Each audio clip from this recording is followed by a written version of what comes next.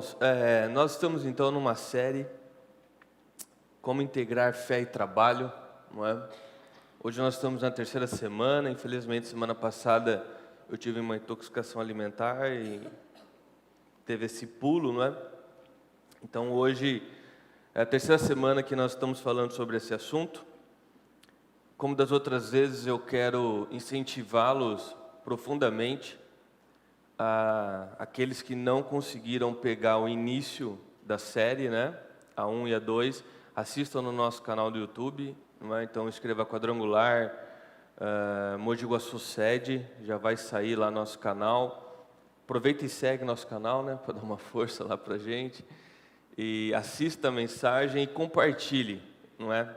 Compartilhe a mensagem com aqueles que você sabe que estão precisando. Amém? Irmãos, nós iniciamos essa série com essa pergunta, né?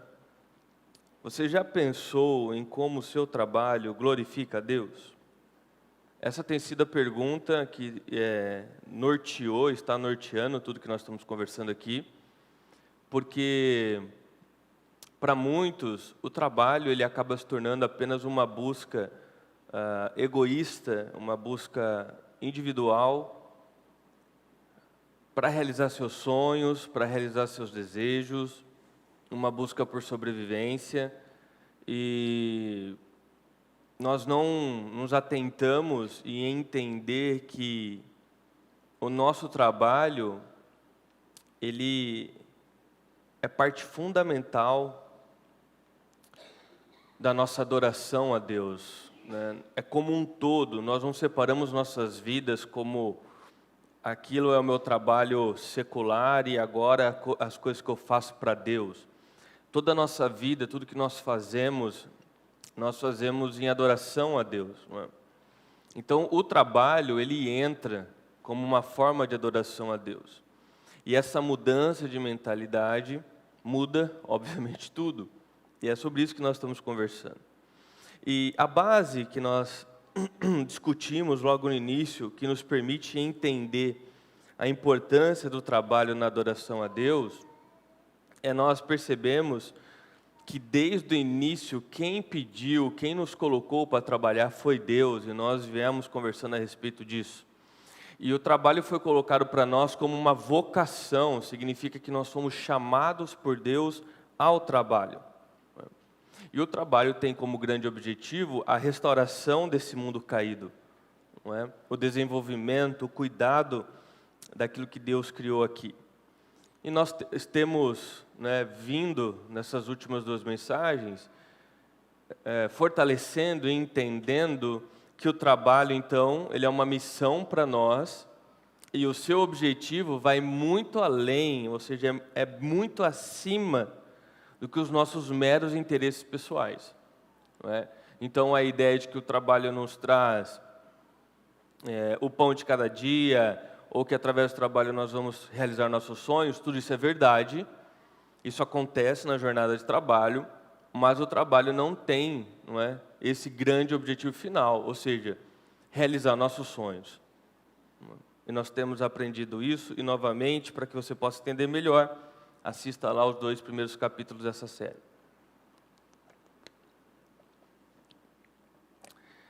Vamos ler juntos aqui, Gênesis capítulo 3, versículo 16 ao 19. Esse texto aqui, ele acontece logo após o pecado, né, de Adão e Eva. E nós temos então esse duro texto direcionado a toda a humanidade. Então, Gênesis capítulo 3, versículo 16, quem estiver sem sua Bíblia pode acompanhar pelo projetor.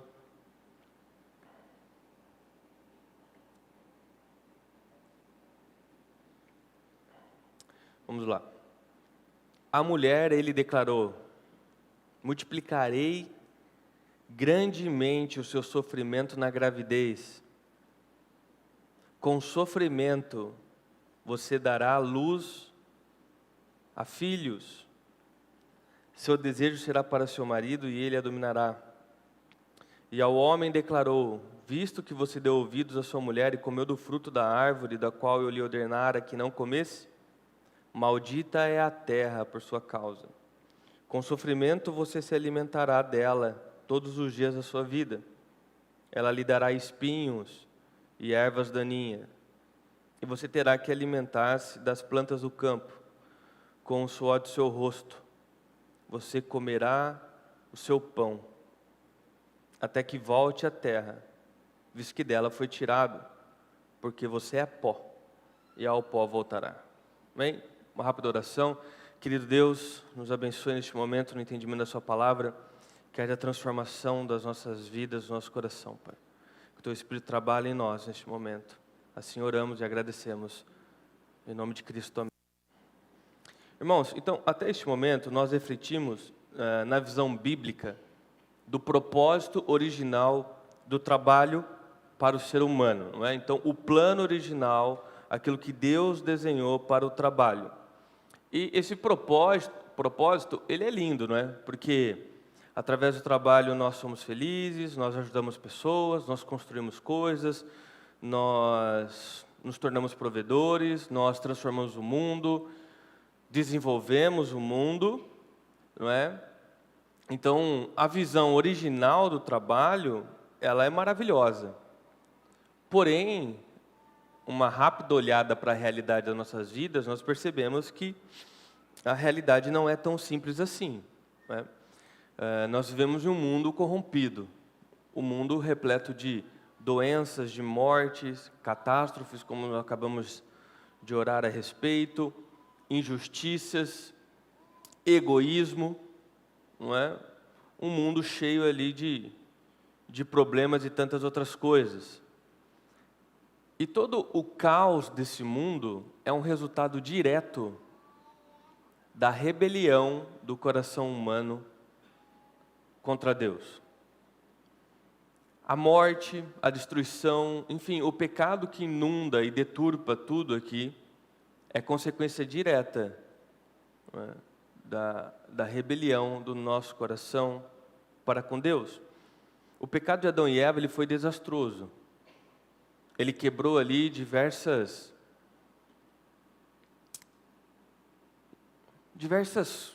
criações de Deus que estavam em plena harmonia, como o trabalho.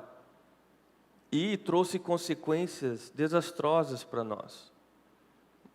Em tudo, inclusive no trabalho.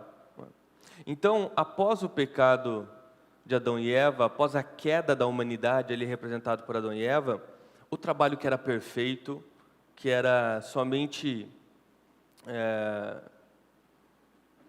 algo que trazia alegria, dignidade, preenchia o homem, esse trabalho então passou a existir em um mundo que continua sendo sustentado por Deus, mas deturpado e desorganizado pelo pecado.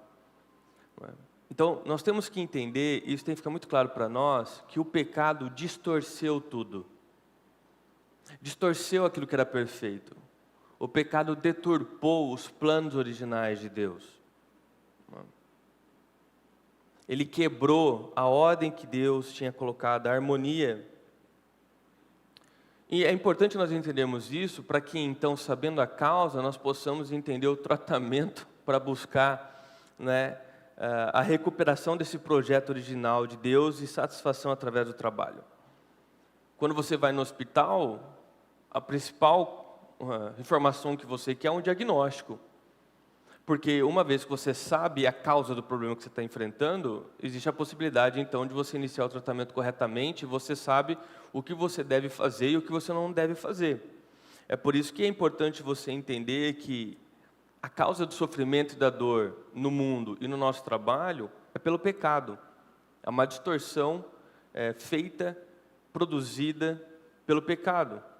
E sabendo disso, então, agora nós sabemos a forma que nós devemos lidar com o trabalho, a forma como nós devemos entender todo esse sofrimento que hoje o trabalho traz, sabendo que essa não era a função original do trabalho.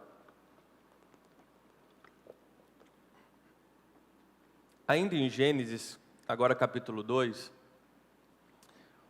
nós temos esse trecho extremamente conhecido, onde Deus dá a ordem, não é?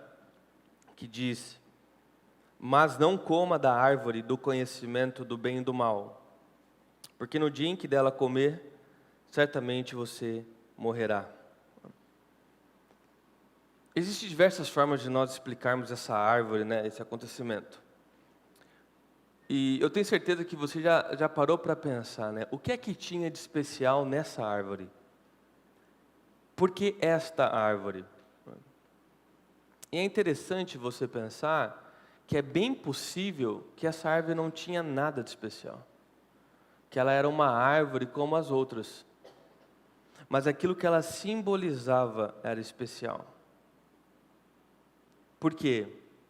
Ela simbolizava a obediência do homem e da mulher. Então a árvore ela pode ser vista como um teste. Ela estava lá para testar. Testar o quê? Se na vida da humanidade ali representada por Adão e Eva, Deus era a maior prioridade deles. Se para Adão e Eva crer na palavra de Deus e obedecê-lo estava acima de todas as coisas, inclusive dos seus desejos pessoais, das suas ambições. Então é como se Deus falasse: olha, eu quero que vocês façam algo por mim. Não que vocês vão entender o motivo pelo qual eu estou pedindo isso, mas eu quero que vocês me obedeçam, porque há tanto amor e fé por mim, que vocês vão me obedecer sabendo que aquilo que eu estou pedindo é o melhor para vocês. E o que eu estou pedindo é que vocês não comam daquela árvore. Então você entende que aquela árvore ela pode ser vista como um teste. Ou seja, enquanto eles não comem daquela árvore, eles continuam obedecendo a Deus e demonstrando através dessa atitude que obedecer a Deus é a sua prioridade. E que o amor a Deus e a sua obediência vem, como o próprio nome diz, prioridade, vem primeiro. Inclusive, obviamente, dos seus desejos e ambições. Mas qual foi o resultado? O resultado é que o homem e a mulher caíram. Eles falharam nesse teste. E a partir do momento que eles falham, fica muito claro que, naquele momento, a vontade de Deus não era a prioridade na vida deles. Que naquele momento, eles se importaram mais com a vontade deles, com aquilo que eles achavam. E quando isso ocorreu, a Bíblia fala que o homem e a mulher se tornaram como Deus. Se tornaram como Deus. O que isso significa? O homem e a mulher se tornar como Deus. Significa que até aquele momento, quem exercia autoridade de comando e quem dizia, não é, o que era bom para o homem e para a mulher, era Deus. Ele exercia esse papel de comando, de autoridade, de decidir o que é bom, o que é ruim. Porém, quando eles comem do fruto, é uma mensagem muito clara dizendo: Deus, nós não precisamos do Senhor dizendo para nós o que fazer ou o que não fazer. Nós não precisamos que você diga o que é bom, o que é ruim. Nós queremos ser como você, ou seja, nós queremos mandar em nossas próprias vidas. Nós queremos ter a autoridade de decidir o que é bom e o que não é bom para nós. Nós queremos dominar. Nós queremos fazer a nossa vontade, não a sua. Então, nesse sentido, eles se colocaram na posição de Deus. Eles se colocaram nessa posição de comando sobre suas próprias vidas. Posição essa que antes cabia ao próprio Deus. Por quê? Porque Deus ele tem total capacidade e condição de saber o que é bom, o que é ruim, de conhecer o futuro. A partir desse momento, então, nós temos o homem e a mulher com o poder de Deus no que se diz a respeito de domínio sobre a sua própria vida. Só que sem a capacidade de Deus para poder viver esse poder. Porque o homem não tem a mínima capacidade de dominar sua própria vida. Nós somos frágeis, nós somos egoístas, nós vivemos caindo e deslizando nas nossas próprias palavras, nós não temos capacidade de saber o que vai acontecer daqui um segundo.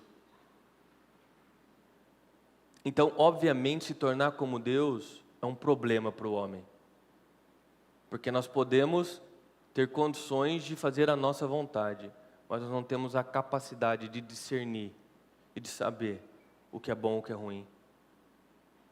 Então, obviamente, a partir desse momento que o ser humano decidiu colocar fogo, vamos colocar assim, no manual de fábrica que Deus tinha feito, a raça humana ela caiu. Tudo foi deturpado, tudo foi quebrado. No momento que a criatura acreditou que teria mais condições e capacidade do que o seu próprio Criador, tudo desmoronou.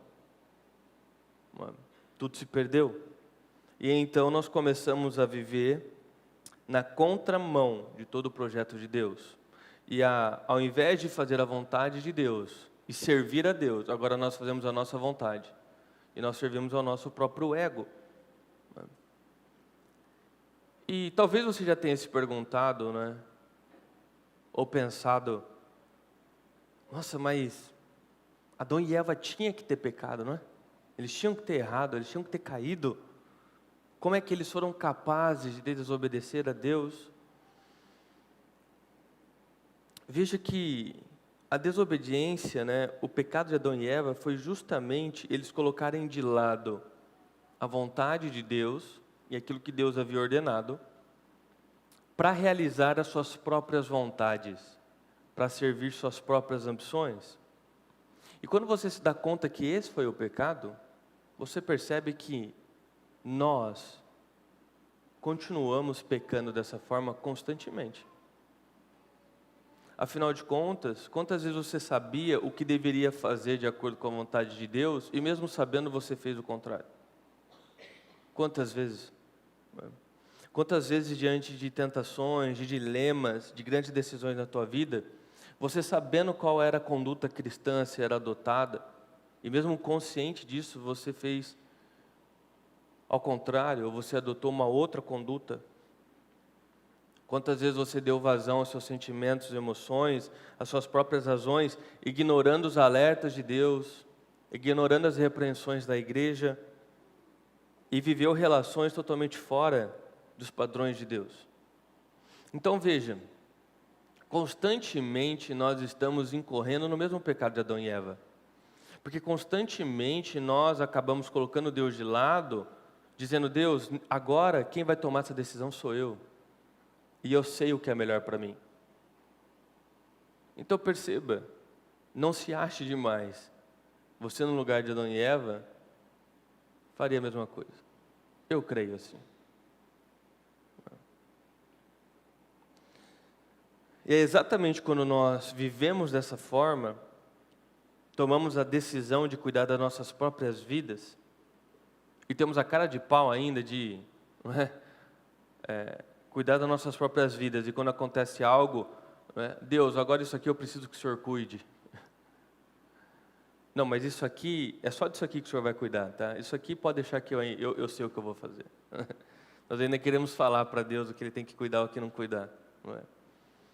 É exatamente assim que viver uma vida com o propósito que Deus tinha para nós, e viver em plenitude aquilo que Deus criou para nós, foi deturpado, foi destruído.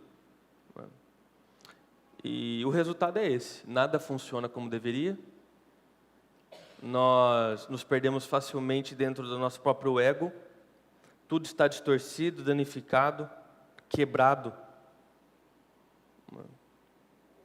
Nada mais se encontra exatamente da forma que Deus criou. E obviamente isso inclui o nosso trabalho. Então, o pecado é a razão de todo o sofrimento aqui na terra, inclusive do seu trabalho. Agora sim, o trabalho continua sendo bom? O trabalho ele continua tendo propósito? Sim, o trabalho continua sendo bom, o trabalho continua tendo propósito. Nós vimos isso nas duas primeiras pregações. Talvez um termo que demonstre isso claramente, em como o trabalho, mesmo deturpado, ele continua sendo bom, em o trabalho mesmo trazendo sofrimento e frustração, muitas vezes, dor, ele continua sendo bom, é o termo que nós usamos, que é o trabalho de parto. As mulheres sabem muito bem, porque elas vivem isso, e os homens por observar, que o trabalho de parto causa dor, traz sofrimento, dificuldades. Porém, o propósito é bom. O resultado é muito bom.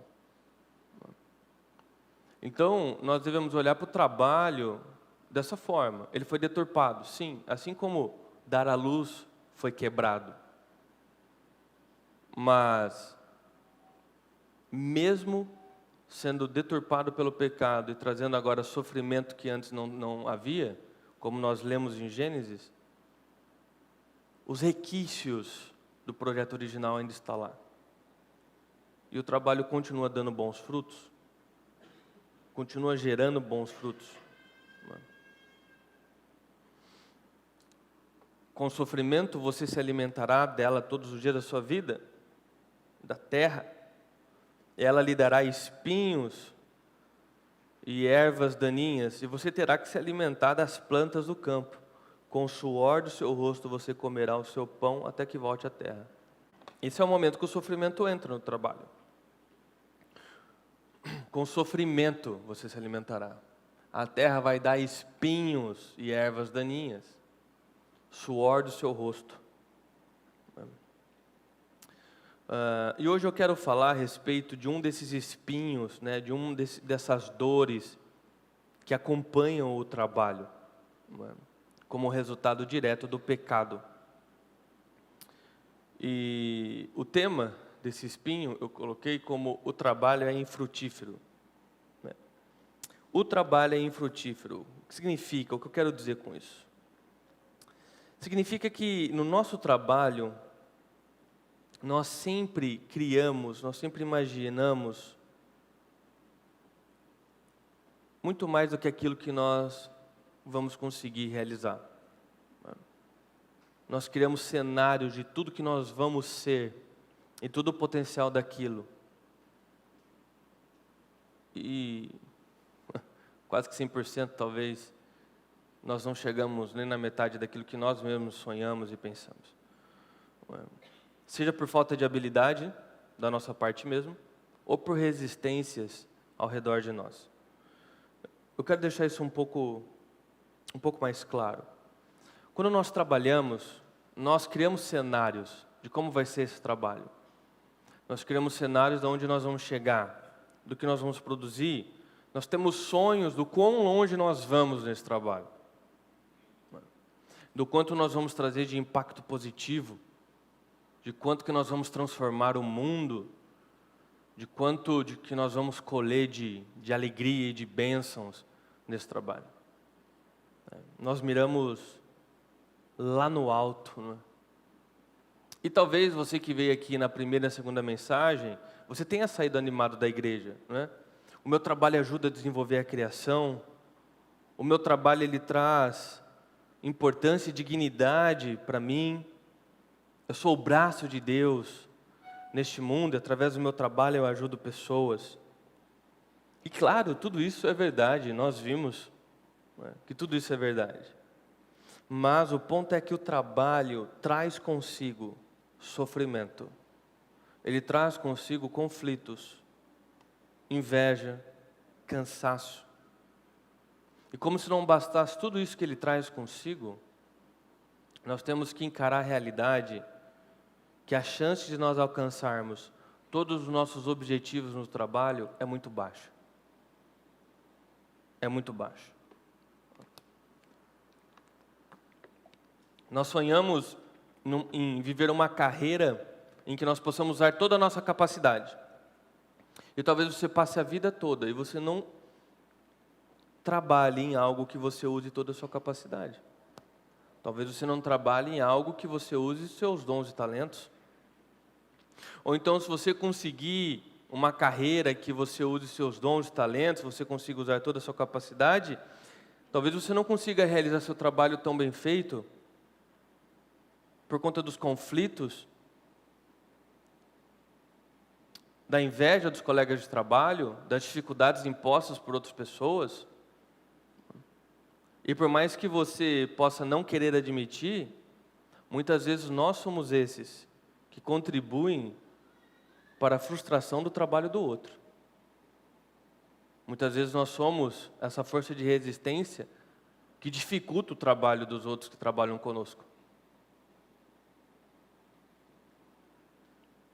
É importante você entender isso. O trabalho é bom. Deus usa o trabalho para grandes propósitos. Mas por causa do pecado, quando você está trabalhando, vai surgir espinhos e ervas daninhas. E você tem que lidar com eles. Existiu um compositor de ópera muito famoso, chamado Antonio Salieri. Esse compositor, em um certo momento da sua vida, ele realmente teve contato com Mozart. Foram contemporâneos. E dizem que quando ele ouviu a música do Mozart, ele presenciou aquilo que Mozart havia escrito, a musicalidade, o seu dom. E ele viu como aquilo era lindo, como aquilo era belo, como aquilo traduzia a vontade que ele tinha de criar algo, como aquilo era a beleza que ele queria ter criado nas suas próprias composições, mas nunca tinha conseguido. E quando ele se dá de cara com isso, ele tem que admitir que ele não teria a capacidade de realizar esse sonho que ele tinha. Que ele não conseguiria chegar naquele nível de beleza nas suas músicas, naquele nível de composição, algo tão rico assim. Então, Salieri, esse grande compositor, ele teve que viver essa frustração existencial no seu trabalho. A frustração de saber que nunca ele conseguiria criar algo tão rico e tão belo, tão genioso como Mozart havia criado. Mas em termos de resultado, Salieri foi um grande profissional. Ele chegou numa posição extremamente alta, teve sucesso, fama, sucesso financeiro inclusive. Ele foi um grande profissional.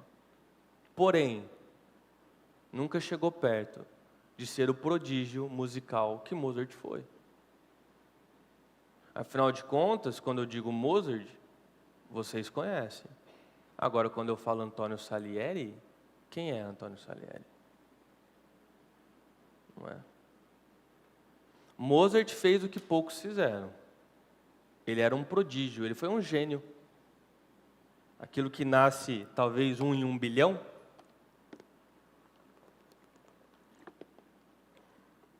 Mas, ao contrário de Salieri, Mozart sofreu com rejeição e com grandes dificuldades financeiras.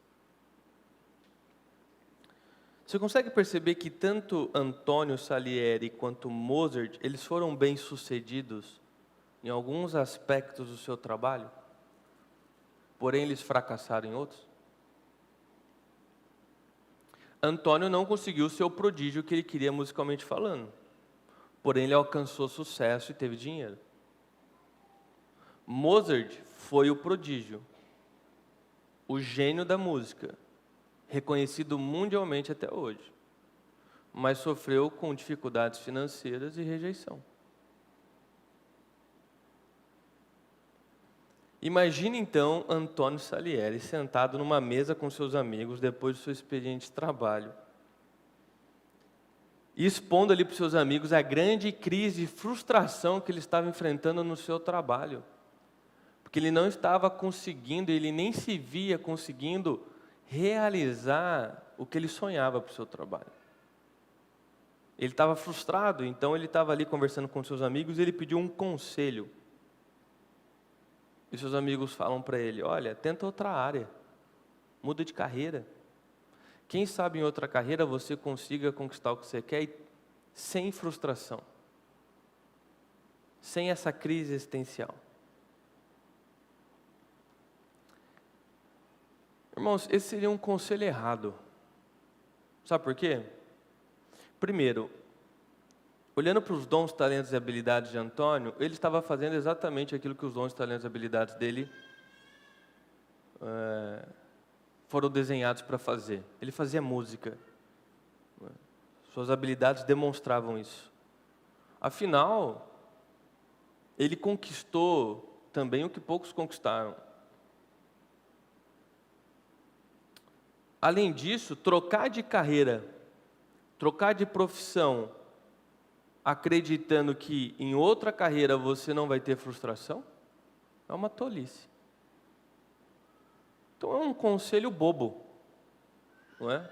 Troca de carreira, porque em outra você pode não ter frustrações e não viver essa crise existencial. Abandone o privilégio que você teve de trabalhar em algo que você tem de fato dons e talentos para isso, por conta da sua frustração. Não é um bom conselho. Talvez hoje você seja como Antônio, tendo esse tipo de conversa com a sua família na mesa do almoço ou com seus amigos no intervalo do trabalho. Olhando para a sua carreira profissional e falando, nossa, eu não vou conseguir realizar minhas grandes aspirações, meus grandes sonhos. Eu não tenho conseguido colocar em prática tudo que eu sonhei. Eu não tenho conseguido realizar tudo que eu tenho capacidade para realizar. Ou então, percebeu que você não tem toda a capacidade neste momento para realizar o que você quer. E você está vivendo uma frustração muito grande profissionalmente falando. Mas se lembra que nós acabamos de ver que o trabalho traz consigo frustração? Então entenda que isso não significa necessariamente que você fez uma escolha errada ou que você está numa profissão errada. Você deve estar preparado para as frustrações normais do trabalho, mesmo estando na profissão certa, numa boa profissão. Você deve estar preparado para as crises que o trabalho vai produzir, para os desafios, para possíveis perseguições. Você tem que estar preparado para talvez não alcançar tudo o que você havia sonhado, ou perceber que você não tem toda essa habilidade que você achou que teria. Precisa desenvolver mais. Para encontrar resistência de outras pessoas no seu ambiente de trabalho. Você deve estar preparado para isso, porque são pontos comuns e normais do trabalho, mesmo você estando numa profissão certa. Enfrentar essas coisas no trabalho não significa que você fez uma péssima escolha. Significa que você está trabalhando. Trocar de área somente por causa da frustração, acreditando que em outro lugar você não vai enfrentar isso, você não vai enfrentar frustrações, você não vai enfrentar resistência de pessoas, é trocar 6 por meia dúzia.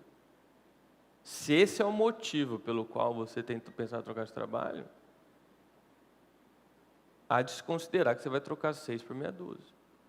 Porque não existe trabalho sem frustração. Não estou falando aqui de ambiente de trabalho abusivo, ambiente de trabalho que não cumpre as regras trabalhistas, não estou falando disso. Estou falando do teu sentimento, da forma como você tem encarado o seu trabalho.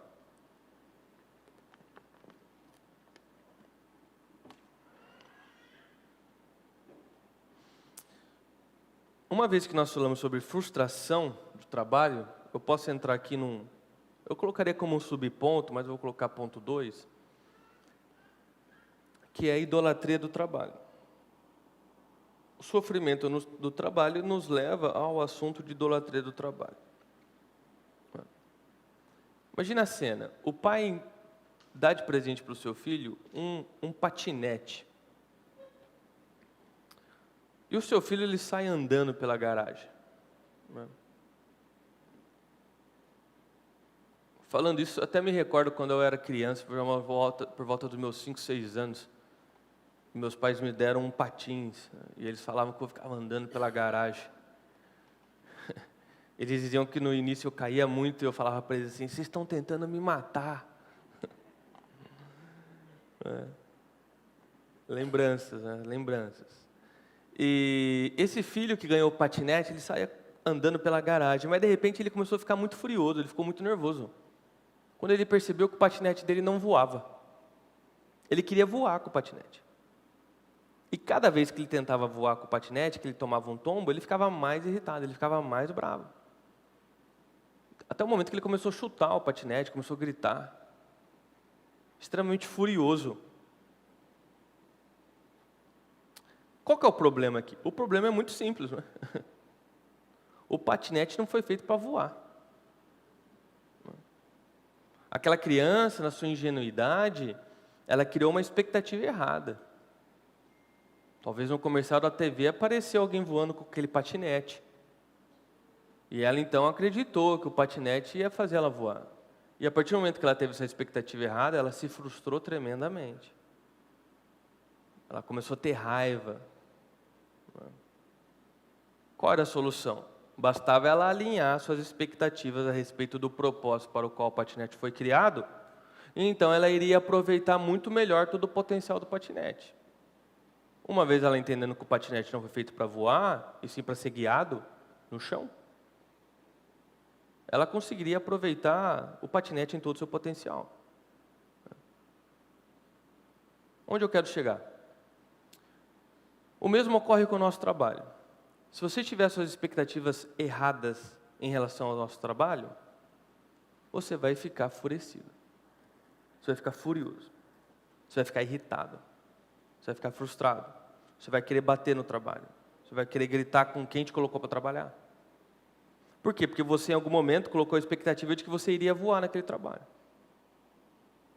E a expectativa errada vai produzir efeitos errados.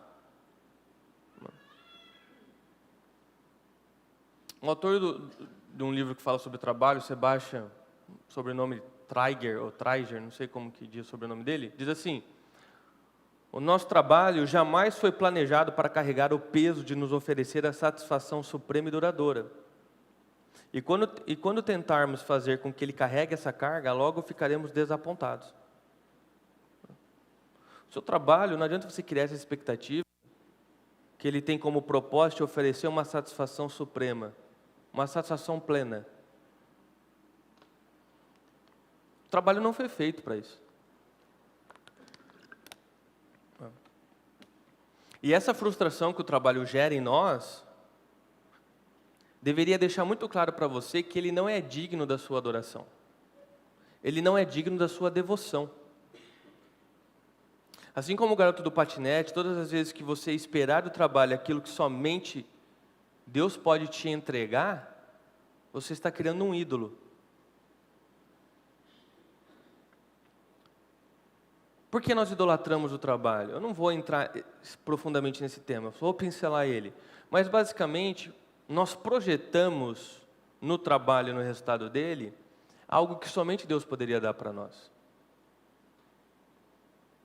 Satisfação, plenitude, realização, identidade.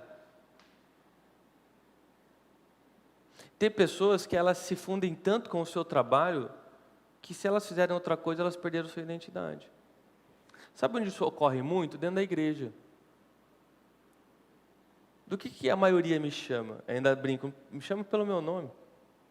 As pessoas me chamam de pastor. Ok, é o cargo que eu ocupo. Mas eu não tenho mais nome. Eu sou pastor. Agora veja, pastor é o cargo que eu ocupo. Alguém fica te chamando pela ô contador, ô dono de loja, personal trainer. É o cargo, não é a identidade. Eu sou Samuel. Mas, por exemplo, tem pastores que se fundem tanto com o seu trabalho Se você não chamar ele por pastor, ele fica cabreiro. Perdeu a identidade. E se um dia deixar de ser pastor, não sabe quem é. Eu não sou o pastor, irmãos. Eu estou como pastor. Eu sou Samuel. Você não é o que você faz.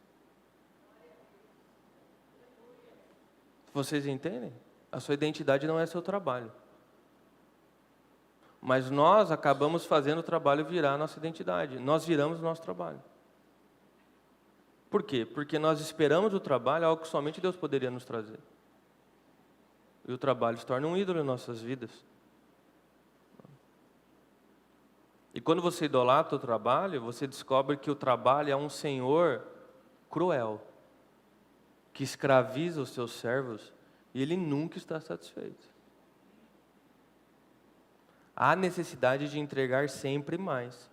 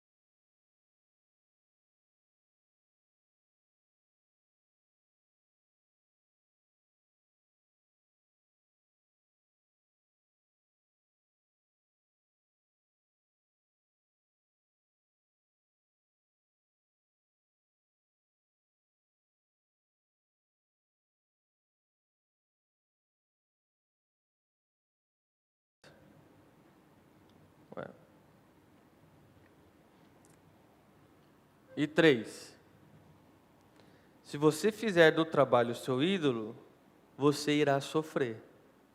Mas se usar o trabalho para adorar a Deus, você irá provar da bênção do trabalho. Amém? Esses são os 3 principais pontos que hoje nós discutimos. E é os pontos que eu gostaria que você, de fato, refletisse e praticasse. Irmãos, como não seria diferente, agora é um momento que eu gostaria que você orasse. Que você colocasse diante de Deus o seu trabalho, a sua profissão, sua carreira, suas ambições. Que você fizesse uma análise. Claro que você não vai conseguir profundamente se analisar aqui por causa do tempo, mas que você iniciasse essa análise de quais têm sido suas expectativas a respeito do trabalho. O que o trabalho tem significado para você. Você tem servido o trabalho ou você tem permitido que o seu trabalho sirva de adoração a Deus? É necessário fazer uma reflexão. Talvez você encontre um ídolo no seu coração. Amém?